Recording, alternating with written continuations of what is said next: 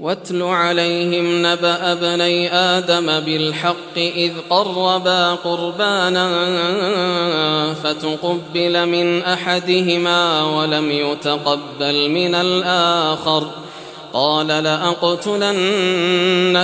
قال إنما يتقبل الله من المتقين لئن بسطت إلي يدك لتقتلني ما أنا بباسط يدي إليك لأقتلك إني أخاف الله رب العالمين إني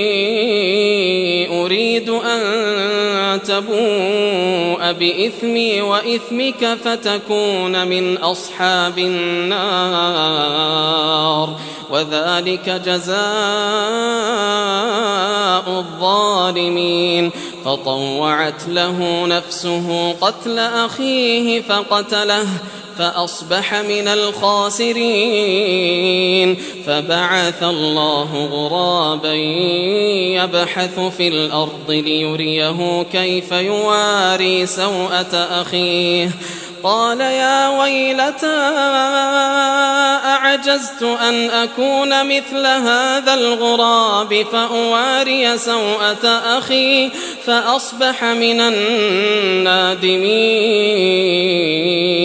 من أجل ذلك كتبنا على بني إسرائيل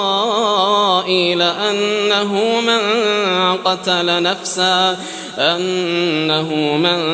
قتل نفسا بغير نفس أو فساد في الأرض فكأنما قتل الناس جميعا ومن أحياها فكأنما أحيا الناس جميعا ولقد جاءتهم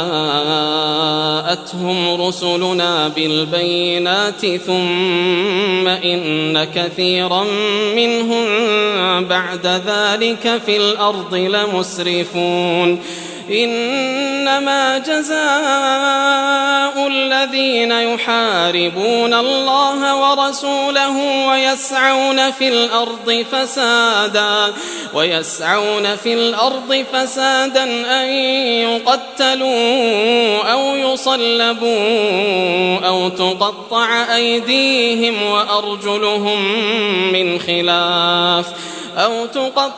أيديهم وأرجلهم من خلاف أو ينفوا من الأرض